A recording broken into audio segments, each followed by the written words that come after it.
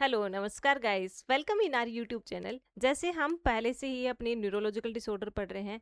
Neurological disorder के अंदर हमने इन्फेक्शियस डिजीज कंडीशन पढ़ा, जिसमें आता है इन मेनिंजाइटिस एंड दी एंसेफ्लाइटिस। तो जो एंसेफ्लाइटिस है या फिर मेनिंजाइटिस है, इसकी कॉम्प्लिकेशन फॉर्म के अंदर एक जो डिजीज कंडीशन और होती है जिसको अपन बोलते हैं ब्रेन एप्सिस। तो आज का अपना टॉपिक रहेगा ब्रेन एप्सिस। अब ब्रेन एप्सिस क्या होता है? एप्सिस का मतलब होता है यहाँ पे pus collection. Pus collection, abscess that means pus collection. लेकिन कहां पर हो रहा है? In the brain tissue, in the brain tissue. Brain tissue के अंदर इन्फिक्सियस कंडीशन की वजह से पस कलेक्शन हो जाता है, उसको अपने बोलेंगे ब्रेन एब्सिस। जैसे हमने प्रीवियस क्लास के अंदर पढ़ा था encephalitis, encephalitis that mean an inflammatory response in the brain tissue. तो ब्रेन टिश्यू की इन्फ्लामेटरी रेस्पॉन्स की वजह से, या फिर हम बोल सकते हैं इन्फेक्शन की वजह से, जो इन्फेक्शन हो गया है, इन्फ्लामेटरी रेस्पॉन्स है, वो इन्फ्लामेशन है, वो आगे जाके इन्फेक्शन के अंदर कन्वर्ट हो गया है। तो इन्फेक्शन की वजह से वहां पर माइक्रोब्स ये अपनी रिप्रोडक्शन साइकिल को स्टार्ट कर देंगे।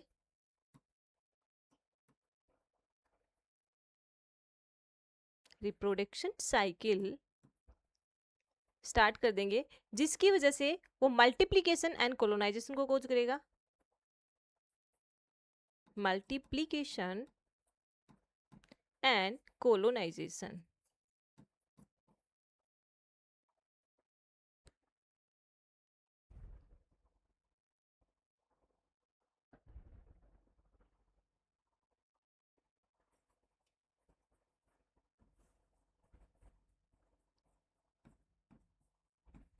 Multiplication and colonisation that means जो बैक्टीरिया है वो ग्रोथ एंड डेवलपमेंट दोनों करेगा उस कंडीशंस में, रिप्रोडक्शंस में। दैट मीन्स वो आगे जाके मल्टीप्लाई होना स्टार्ट कर देगा, और अगर मल्टीप्लाई हो रहा है तो वो अलग अलग जगह पे जाके कॉलोनी फॉर्म कर देंगे। और अगर कॉलोनी फॉर्म कर रहे हैं, उसको अपने बोलते हैं यहाँ पर infectious process. Infectious process,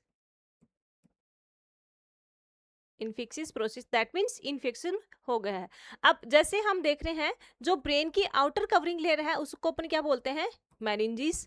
brain की outer covering, brain and spinal cord की आउटर कवरिंग लेयर है, उसको अपन बोलेंगे मेनिंजिस। और जो ब्रेन के टिश्यू है उसको अपन जो ब्रेन के टिश्यूज हैं इसको अपन बोलते हैं, जैसे सेरिब्रल टिश्यू है या फिर सेरिबेलम टिश्यू है। तो उनके अंदर अगर किसी भी वजह से इन्फ्लामेटरी रिस्पॉन्स हो गया है या फिर इन्फेक्शन कंडीशन हो गया है, इन्फेक्शियस प्रोसेस हो गया है because of the microbes, microbes में जैसे फंगल इन्फेक्शन या फिर हम बोल सकते हैं यहाँ पर bacterial infection and viral infection. तो उस कंडीशन के अंदर अगर इन्फ्लामेटरी रिस्पॉन्स हो गया है, तो कहीं पर भी अपनी बॉडी के अंदर अगर सेलुलर इंजरी हो रही है, अब ये इसके पीछे रीजन क्या होता है? जैसे ब्लड के अंदर इन्फेक्शन होगा जिसको अपन बोलते हैं बैक्टीरियोसीमिया।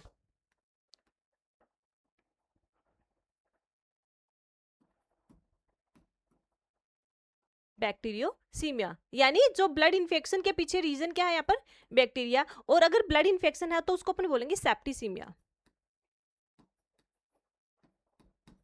सेप्टिसीमिया, सेप्टिसीमिया है, सेप्टिसीमिया के अंदर ब्लड इन्फेक्शन है, लेकिन वो किसी भी वजह से भी हो सकता है, वो वायरस की भी वजह से भी हो सकता है इन्फेक्शन, या फिर माइक्रोब्स जैसे हम बोल सकते हैं बैक्टीरिया की वजह से भी हो सकता है, या फिर फंगाई की वजह से भी हो रहा है। लेकिन अगर सिर्फ और सिर्फ बैक्टीरिया की वजह से हो रहा है तो उसको अपन बोलेंगे बैक्टीरियोसीमिया।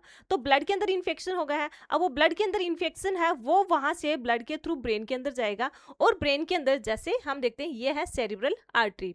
सेरिब्रल आर्टरी है वो आगे जाके किसके अंदर कन्वर्ट हो रही है? इन दी कैपलरीज के अंदर। जैसे कैपलरी के अंदर कन्वर्ट होगी, और कैपलरी आगे की साइड में जाके वो वेन्यूल के अंदर कन्वर्ट हो रही है। तो जो कैपलरी है यहाँ पे, जो सेरिब्रल कैपलरी है, वहां पर एक स्टार शेप्ड लाइक यहाँ पे स्ट्रक्चर प्रेजेंट होती है सेल्स की।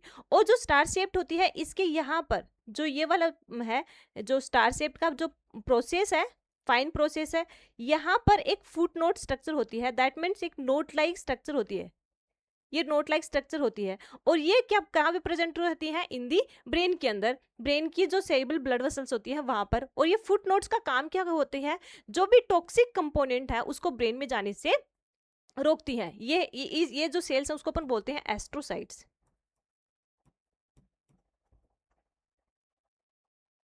एस्ट्रोसाइट्स, ये एस्ट्रोसाइट सेल्स हैं, स्टार शेप्ड होती हैं और वो कैपिलरी के अंदर प्रेजेंट रहेगी। इसका काम होता है ब्लड ब्रेन बैरियर का काम करना। तो जो टॉक्सिक कंपोनेंट है जो ब्रेन को हार्म पहुंचा सकती है उसको वो रोक लेती है। लेकिन जो बैक्टीरियोसीमिया कंडीशन के अंदर जो स्टार शेप्ड होती है वो टॉक्सिक कंपोनेंट है उसको प्रिवेंट नहीं कर सकते ब्रेन में जाने के लिए, और वहां से जो बैक्टीरिया है वो ब्लड ब्रेन बैरियर को क्रॉस करके ब्रेन के अंदर चला जाएगा। अब ब्रेन के अंदर जाएगा तो वहां पर सबसे पहले इन्फ्लामेटरी रेस्पॉन्स होगा, क्योंकि इन्फ्लामेटरी रेस्पॉन्स कब हो रहा है, अपनी बॉडी में कहीं पर भी हो जो सिस्टेमिक सेल्स है वहां पर अगर किसी भी वजह से सेलुलर इंजरी हुआ है तो सेलुलर इंजरी की वजह से सबसे पहले रेस्पॉन्स आता है इन्फ्लामेटरी रेस्पॉन्स। और अगर इन्फ्लामेटरी रेस्पॉन्स आ गया है तो इन्फ्लामेटरी रेस्पॉन्स क्या करेगा, इन्फ्लामेटरी मीडिएटर को रिलीज करेगा, और इन्फ्लामेटरी मीडिएटर की का काम होता है जो सेरेब्रल जो अपनी कैपिलरीज है उसकी परमिबिलिटी को बढ़ा देगा, जिसकी वजह से वहां से जो फ्लूइड है वो इंटरस्टिशियल स्पेस में आ जाएगा। तो सेम यहाँ पर ब्रेन के अंदर सबसे पहले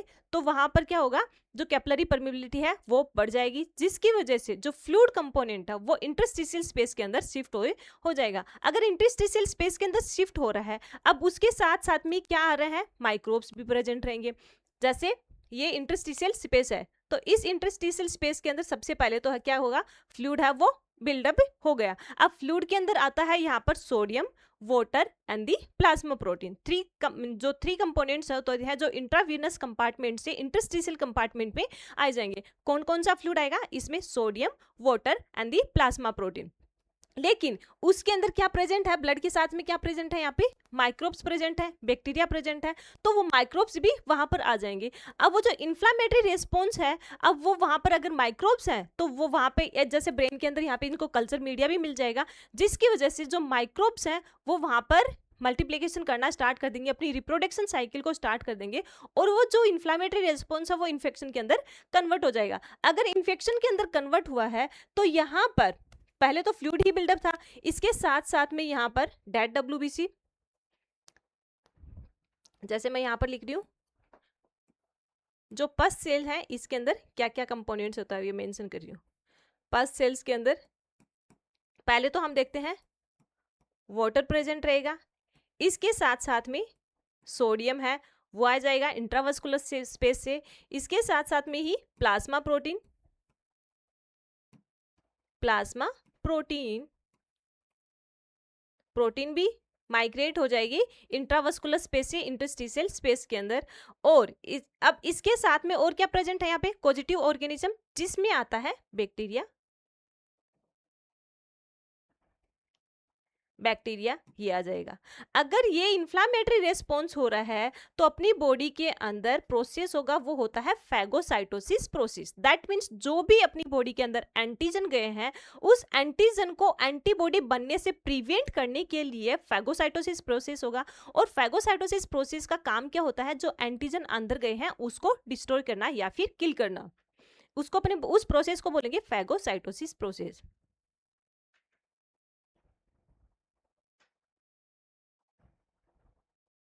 फैगोसाइटोसिस प्रोसेस, फैगोसाइटोसिस प्रोसेस होगा। और अब फैगोसाइटोसिस प्रोसेस हो रहा है तो डेफिनेटली यहाँ पर सेल्स कौन सी रहेंगी, डब्ल्यूबीसी यानी व्हाइट ब्लड सेल्स। अब व्हाइट ब्लड सेल्स के अंदर आती है ल्यूकोसाइट सेल्स रहेगी, मैक्रोफेगस रहेगी एंड दी मोनोसाइट्स। ल्यूकोफेगस इसके साथ साथ में macrophages and the monocytes.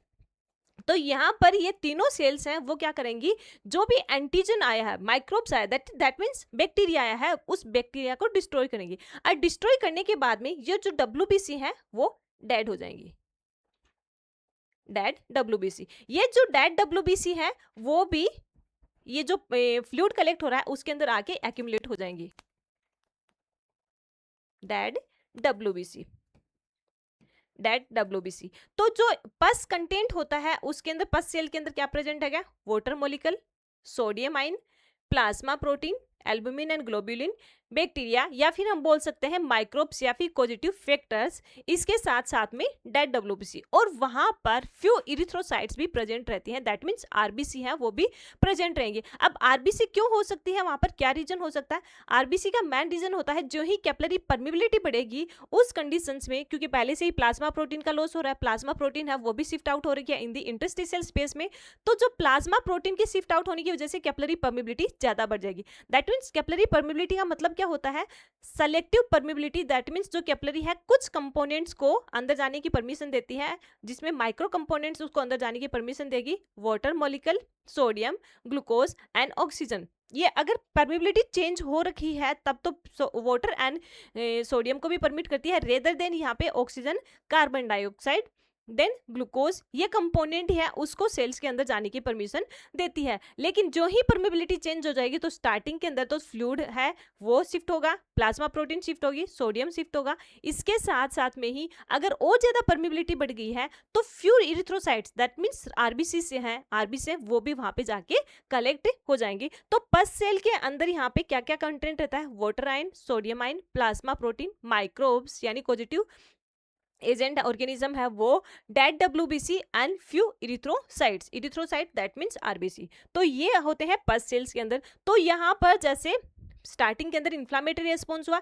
Inflammatory response के अंदर फ्लूइड है वो शिफ्ट हो गया, फ्लूइड के साथ साथ में पॉजिटिव ऑर्गेनिज्म आ गए, इस प्लाज्मा प्रोटीन आ गई है, डेड डब्ल्यूबीसी आ गई है, वो सारे के सारे एक जगह पे कलेक्ट हो गए। जिस जगह पे कलेक्ट हुए हैं अब क्या करेंगे, ये सराउंडिंग के अंदर प्रेशर क्रिएट कर रही है जो फ्लूइड है, क्योंकि ये ऐसा तो है नहीं कि ये जो स्पेस है पहले से एम्प्टी स्पेस है, ये पहले से ऑक्यूपाई स्पेस है, दैट मीन्स यहाँ पे टिश्यू प्रेजेंट होती है, टिश्यू भी प्रेजेंट है, नर्व्स भी प्रेजेंट होती हैं, ब्लड वसल्स भी प्रेजेंट होती हैं, लिम्फेटिक वसल भी प्रेजेंट होती हैं। तो उस कंडीशन में क्या होगा, ये जो ही यहाँ पे ये जो पस है वहां पे कलेक्ट होगी तो वो क्या करेगी, सराउंडिंग का जो भी कंटेंट है उसको कंप्रेस करना स्टार्ट कर देगी, वो प्रेशर अप्लाई करेगी, और इसकी वजह से कंटिन्यूसली प्रेशर अप्लाई कर रही है तो यहाँ पर जो इंट्राक्रेनियल प्रेशर होता है वो बढ़ जाएगा। और इंट्राक्रेनियल प्रेशर तो बढ़ रहा है लेकिन जो स्ट्रक्चर कंप्रेस हो रही है उसकी वजह से, जैसे हम देख सकते हैं ब्लड वसल्स कंप्रेस हो गई है, तो ब्लड वसल्स कंप्रेशन की वजह से ब्लड सप्लाई है फर्दर पार्ट के अंदर, ब्लड सप्लाई है वो कम होगा।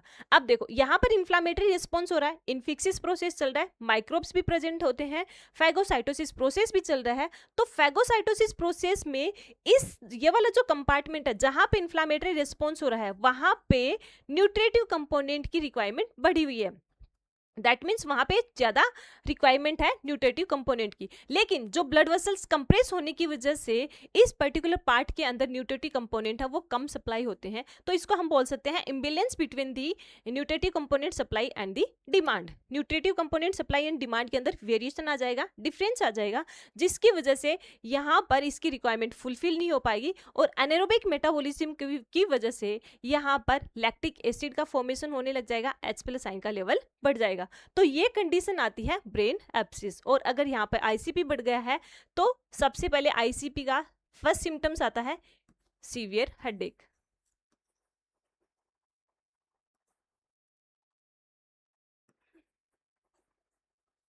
सीवियर हेडेक, इस डिजीज कंडीशन को अपने बोलेंगे यहाँ पर ब्रेन एब्सिस। लेकिन ब्रेन एब्सिस कब होता है, जब इन्फिक्शियस कंडीशन हो, दैट मीन्स जो पॉजिटिव ऑर्गेनिज्म है, माइक्रोब्स है, वो अंदर जाके इन्फ्लामेटरी रिस्पॉन्स के बाद में इन्फेक्शन के अंदर कन्वर्ट हो गया है, उस कंडीशंस में वहां पर पस सेल कलेक्ट हो जाएंगी, उसको अपने बोलेंगे ब्रेन एब्सिस।